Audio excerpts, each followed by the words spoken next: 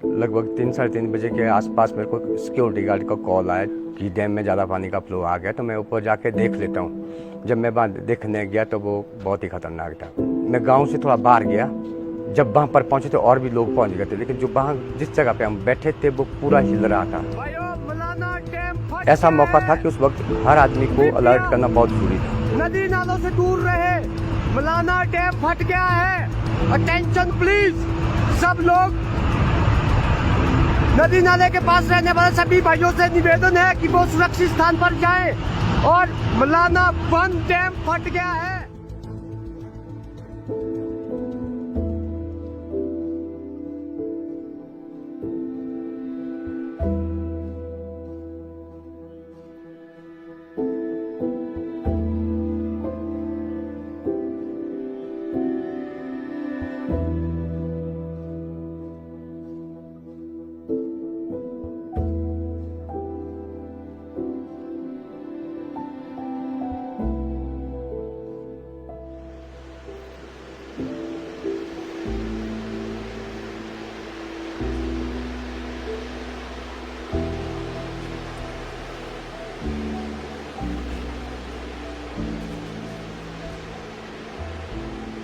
जितनी भी हमारी ज़मीनें थी वो बहती हुई दिख रही थी। ज़मीन, पेड़, जो हमारे मंदिर थे, खुद हमने अपनी आंखों से देखा ये हर चीज़, जो कभी सोचा भी नहीं था।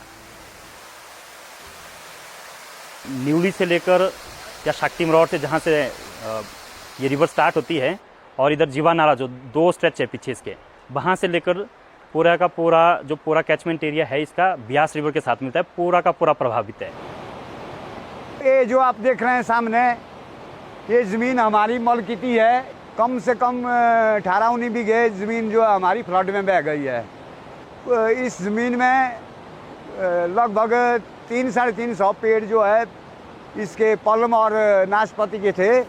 और साथ में ही हमारे यहाँ पे एक फुट ब्रिज था, वो भी जो है इस नदी में बह गया है। पुल बहने के बाद जो है गांव वालों ने जो है यहाँ पे एक छोटी डिफी पुलिया जो है गांव वालों ने मिल करके तैयार की थी। HPPCL द्वारा जो डैम साइड से छोड़ा गया पानी और वो उसमें बह गई। और हमारे यहाँ आने जाने के लिए कोई भी रास्ते नहीं है। स्कूल के बच्चे जो है कुछ एक घर में रहते हैं। 8-9 परिवार जो है घर छोड़ के और ज़मीन छोड़ के अपने बच्चों को पढ़ाने के खातिर वो जो है साइंस में रूम लेके बैठे हैं। इस गांव का मुख्य जो फसल हमारी है वो नकदी फसलें हैं। जैसे टमाटर लगाते हैं हम, सब्जियां उगाते हैं।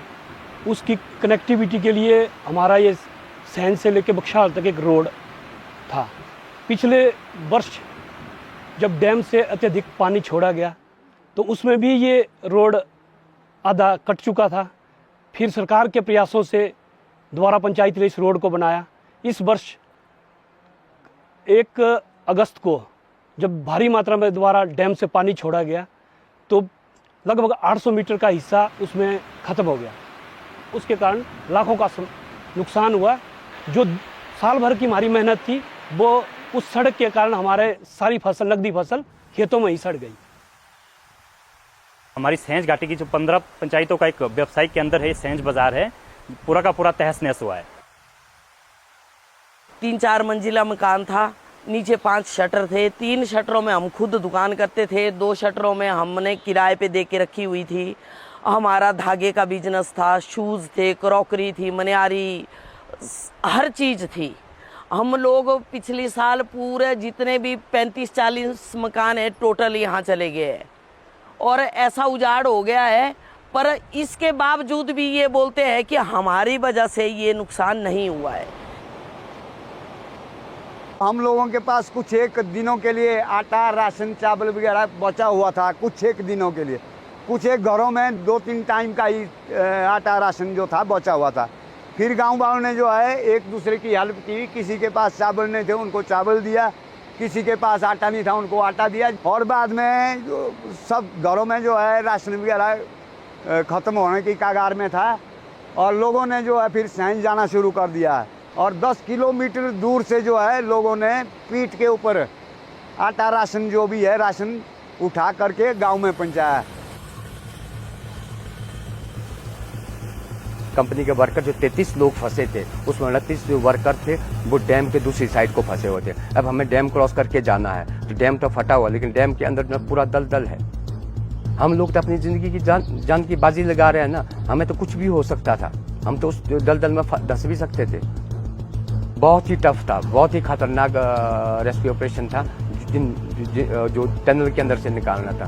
उन लोगों को बचाने के लिए हमें कम से कम 3 बार जिंदगी और मौत के बीच में खेलना पड़ा, तब जाके हम उन तक पहुंच पाए। और तब जाके हम दूसरे दिन जब हमारा 5 बजे से मिशन जारी हुआ, फिर हमने उनको 9-10 बजे तक सेफ रेस्क्यू किया था। यहाँ पर सेंज रिवर में 2 मेजर जो प्रोजेक्ट बने, एक 100 मेगावाट का हिमाचल प्रदेश सरकार का है और एक जो 2100 मेगावाट का पार्वती हाइड्रो प्रोजेक्ट है।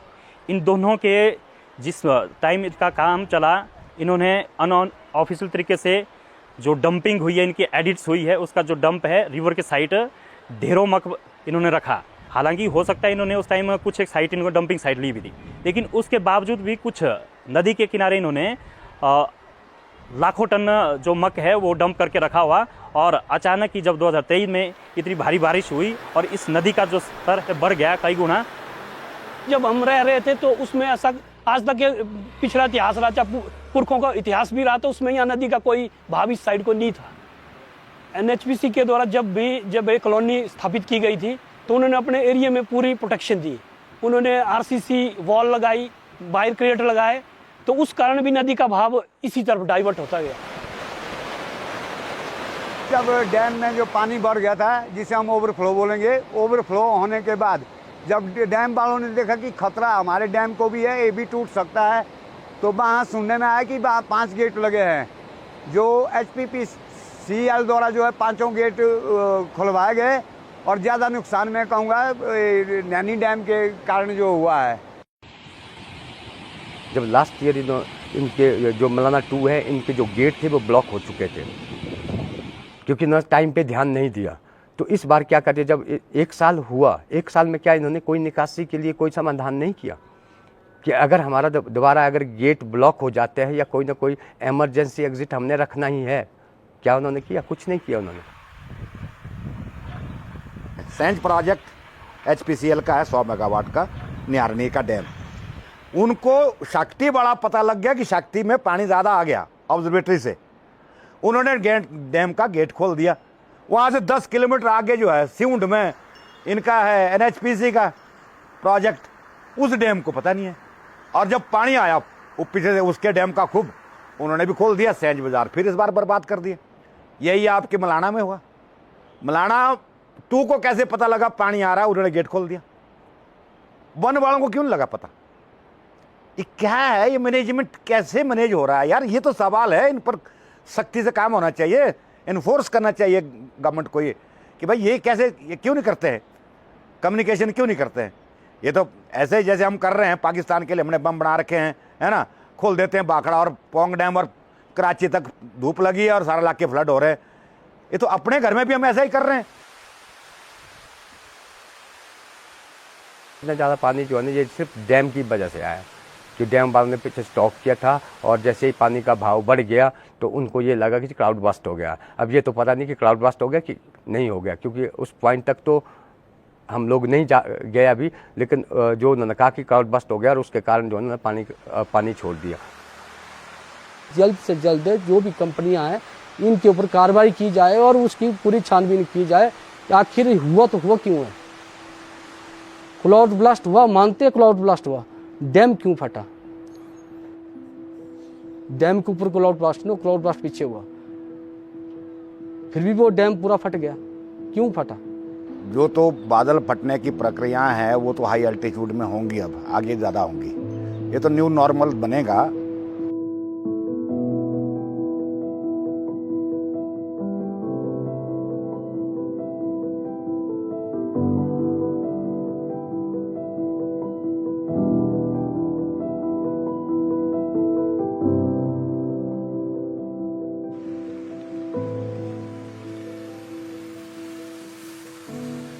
जब हमारा प्रदेश में सड़कें बनना शुरू हुई, शॉर्टकट करने के लिए नदी के किनारे सड़कें बनाना शुरू की, और मेरे ख्याल ये प्लानिंग में गलती उस वक्त से हुई है। और सब जगह नदी किनारे इतनी सड़कें सब टूट भी रही हैं,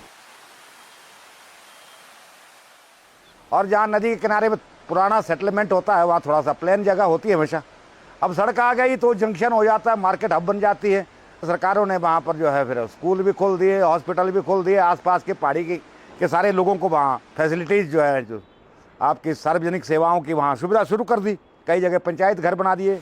तो ये जो इस तरह से हम सब जगह नदियों के तलछट में इस तरह बना रहे सेटलमेंट, और अब जो नया ट्रेंड है टूरिज्म के बाद, रिवर टच करके होटल बनना, इंफ्रास्ट्रक्चर बनाना टूरिज्म के लिए, ये मनाली से लेके शुरू हुआ ट्रेंड। ये सारी जगह ये खतरनाक ट्रेंड है और सब नुकसान करेगा, तो वी शुड स्टॉप इट।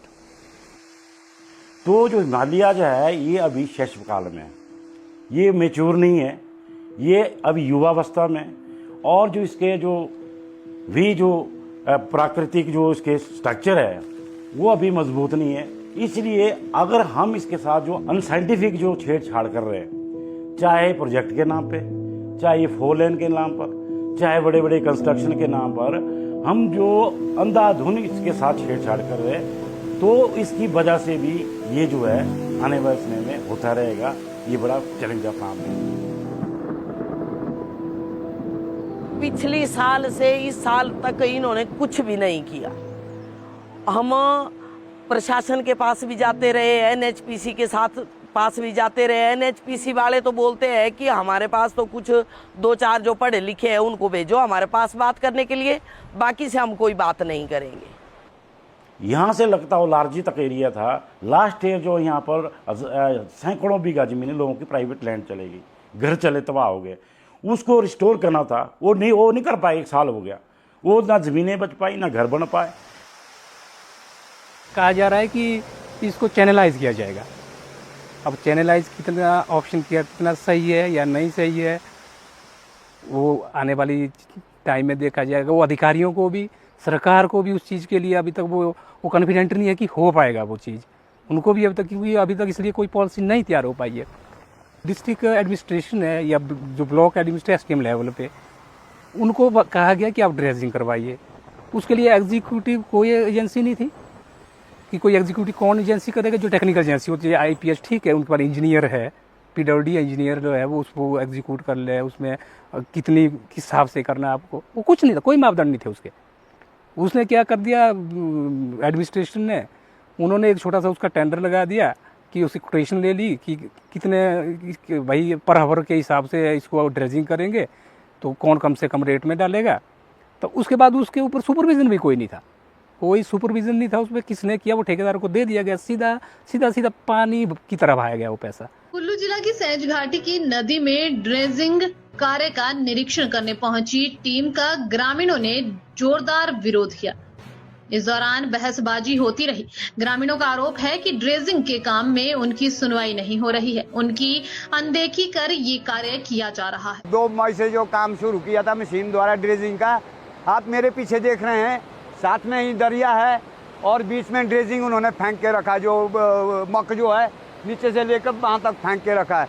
और ड्रेजिंग का जो मक फेंका है उसके पिछली साइड जो है वहाँ से भी दरिया है। और ये जो मकान दिख रहे हैं इनको भी खतरा है, ये पूरे गांव को जो है खतरा है। ड्रेजिंग का कार्य जो मुझे लगता है कि ये ठीक ढंग से नहीं हुआ है। जो प्रशासन ने एक जो उपाय निकाला कि ड्रेजिंग के माध्यम से इस बाजार को या पूरे कैचमेंट एरिया को बचाया जा सकता है, लेकिन हम लोगों ने देखा कि 1 साल में ड्रेजिंग तो की, लेकिन ड्रेजिंग करने के लिए कोई भी तकनीकी का इस्तेमाल नहीं किया गया। इन्होंने क्या ड्रेजिंग का काम किया, इन्होंने करोड़ों रुपए व्यर्थ किए हो। बीच दरिया से थोड़ा सा मलबा निकाल के साइडों में रख लिया, एक बारिश आई तो फिर उसी में उसमा गया और पानी का बहाव फिर बढ़ गया। और वही डंपिंग जो है साइड में कर करके 1-2 करोड़ का जो खर्चा किया, ठेकेदारों की जेबें भरी, और उसके बाद हम तो उसी स्टेज पे है। फिर रिवर बेड पे ये सोल्यूशन अनसाइंटिफिक है, जो मैं सीधे फ्लैट इनकार करता हूँ। एक्चुअली में है तो अनसाइंटिफिक। अब इतनी बड़ी पॉपुलेशन को दूसरी जगह रिप्लेस कहाँ करें, कहाँ रिसेटल करें उनको, उसके लिए जगह है कि है नहीं अवेलेबल। ऐसी स्थिति भी पहाड़ में है, जगह नहीं है। तो फिर वो निश्चित ही तौर पर वो कह रहे हैं कि इंजीनियरिंग सोल्यूशन वही है कि ड्रेंजिंग करो या प्रोटेक्शन वॉल लगाओ, चाहे क्रेट वॉल लगाओ, चाहे आरसीसी करो, तो वही सोल्यूशन है। और वो भी साइंटिफिक तरीके से अगर नहीं करोगे पानी के बहाव को समझ के, तो वो और डेंजरस होंगे कल दिन के लिए। तो मैं तो प्रॉपर सोल्यूशन तो नहीं मानता इसको, परंतु मजबूरी है कि इतनी बड़ी आबादियों को आप बैठाएं कहाँ। तो अगर नहीं आप उठा शिफ्ट कर सकते उन आबादियों को, तो फिर then you have to tame this river. तब वो टैम का सवाल आ रहा ना, अब बांध रहे हैं नदी को, किस तरह उसको चैनलाइज कर रहे हैं। हालांकि हम इसके खिलाफ हैं। हम क्या मतलब एक दुनिया भर में एक्सेप्टेड नॉर्म है, you can not time the river. हमारी मुख्य मांग यही है कि हमारी सड़क को द्वारा पुनः बहाल किया जाए। इसके लिए जो भी चाहे एनएचपीसी प्रबंधन जिम्मेदार है, उसके प्रति भी सरकार एक्शन ले, तभी उसका समाधान हो पाएगा। और आज की डेट में जो है देख रहे हैं, आने जाने के हमारे पास यहाँ पर कोई भी साधन नहीं है कि हम चाहते हैं यहाँ पर एक पुल का होना बड़ा ज़रूरी है। झूले के आपने हाल देखे होने, झूले का क्या हाल है, इसमें आदमी आ सकता है। तो इसलिए मैं चाहूँगा कि हमारे यहाँ जल्द से जल्द एक छोटा मोटा पुल जो लगे, ताकि बच्चों की पढ़ाई के लिए आने जाने की सुविधा गाँव वाले को मिले। कई लोग ऐसे हैं जिनके पास कुछ भी नहीं है, पर इसके बारे में तो सोचना चाहिए ना, प्रशासन को भी देखना चाहिए, एनएचपीसी को भी, जो इनकी वजह से नुकसान हुआ है इनको इसकी भरपाई करनी चाहिए। हम तो चाहते हैं कि जो ये बाजार इस साइड का है ये क्वायर हो जाए और लोगों को क्लेम मिले, ताकि वो भी सेफ जगह बैठे गई। इतनी बड़ी ब्रस्ट बाल लगाना तो यहाँ पॉसिबल नहीं है। इसके लिए यही किया जा सकता है कि इसको डेंजर जोन घोषित किया जाए। जितनी भी 50-60 बीघे यहाँ ज़मीन है, ये सारी तहस नहस हो चुकी है। अगर बीच से पानी आए तो किसान कैसे वहाँ खेती कर पाएगा, वहाँ कैसे जा पाएगा। इसके लिए सरकार से ये आग्रह है कि इस एरिया को एक्वायर किया जाए तो ठीक रहेगा। मेरे पास 10 बीघे ज़मीन है। मैं चाहता 10 बीघे के एवज में जो है मुझे 1 बीघा ज़मीन कहीं गवर्नमेंट देती और मुझे सबके मेरे परिवार को वहाँ सुकून मिलता। मैं बहुत खुश था। 10 बीघा मैंने घर ज़मीन ही यहीं छोड़ना था, कहीं मुझे सुकून की जगह जो है 1 बीघा ज़मीन भी गवर्नमेंट देती। मैं उसमें बहुत ही सहमत हूँ कि जिसका सब कुछ तबाह हो गया, जगह ज़मीन नहीं रही, उसको ज़मीन के बदले ज़मीन मिलनी चाहिए और गवर्नमेंट को देनी चाहिए। अब दूसरा सवाल ये इसमें खड़ा है कि हिमाचल के जो परिप्रेक्ष्य में जब 1980 में फ्रेश कंजर्वेशन जो एक्ट आ गया, उसके तहत जो हमारी हिमाचल का ज़मीन थी, जो वन के नाम से जानी जाती थी, वन भूमि के नाम से, वो सारा केंद्र के अधीन चले गया। मेरे 5 बीघा ज़मीन है, 2 बीघा ज़मीन है, वो चलेगी बाढ़ में, वो बह गई सदा के लिए। तो मैं परिवार कैसा जिंदा रखूँगा? मेरे पास जरिया तो है ही नहीं कोई, मेरे पास जिंदा रहने का जरिया होता। इसलिए उस किसान की मांग जायज़ है और हमारा मानना है जिस किसान की बाढ़ में देना ही चाहिए। और ये ठीक है, केंद्र के साथ जुड़ा मुद्दा। ये जो प्रोजेक्टों के लिए तुम वो फटाफट सेंक्शन करते हो, FRC अब बनाई है आपने, है ना, आप क्लियरेंस दे देते हैं, फ्रेश लैंड दे देते हैं, तो उन लोगों के लिए क्यों दी जा सकती है? दी जा सकती है अगर मंशा हो। ये सवाल सिर्फ हिमाचल का नहीं है। देखिए उन सब वनरेबल एरियाज़ का है, खासकर हिमालयन स्टेट सारे और पूरा ईस्टर्न घाट और वेस्टर्न घाट, इन सब में प्रॉब्लम आ रही है।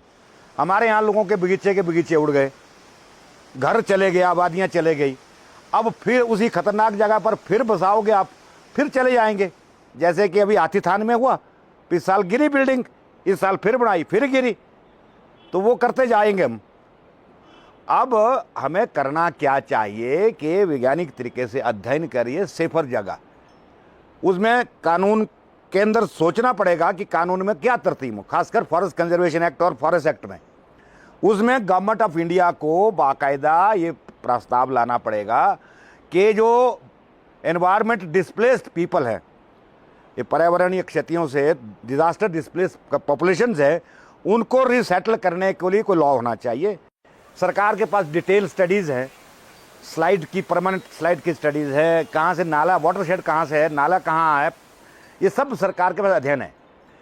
वो क्लासिफाइड क्यों मार्क एंड डॉक्यूमेंट वो ग्राम पंचायतों को दीजिए ना, प्लान करे ग्राम पंचायतें उस हिसाब से कि यहाँ बस्ती बनेगी।